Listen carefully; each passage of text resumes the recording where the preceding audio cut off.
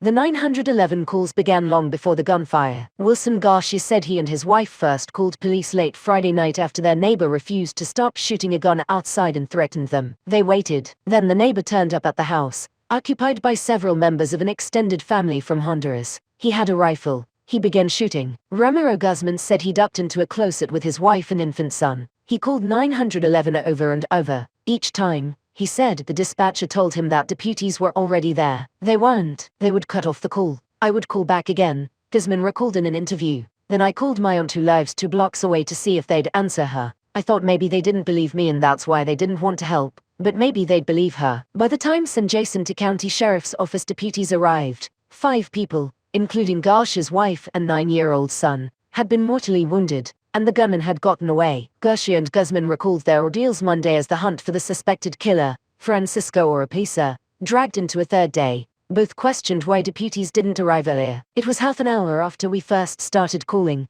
Guzman said. I wonder if they had come in those 30 minutes this wouldn't have happened. Maybe my family would still be alive. Authorities in San Jacinto County, where the shooting happened, have not responded to requests for records that would show how many calls for help were made from the house and how long it took for officers to arrive. San Jacinto County Sheriff Greg Capers, whose deputies responded to the scene, could not be reached for comment Monday. Capers told reporters Saturday that a few seconds passed between the harassment call and others reporting a shooting. The Associated Press quoted him as saying that he had only 3 deputies covering a county spread across 700 square miles. The county has about 27,000 residents. The location of the shootings, in the southern tip of the county, makes it hard for law enforcement to reach, San Jacinto County District Attorney Todd Dillon said. More than half of the county is the Sam Houston National Forest, with few roads that cut through. In ideal conditions, with no traffic, it would take no less than 45 minutes to reach the scene from the county's northern boundary, Dillon said.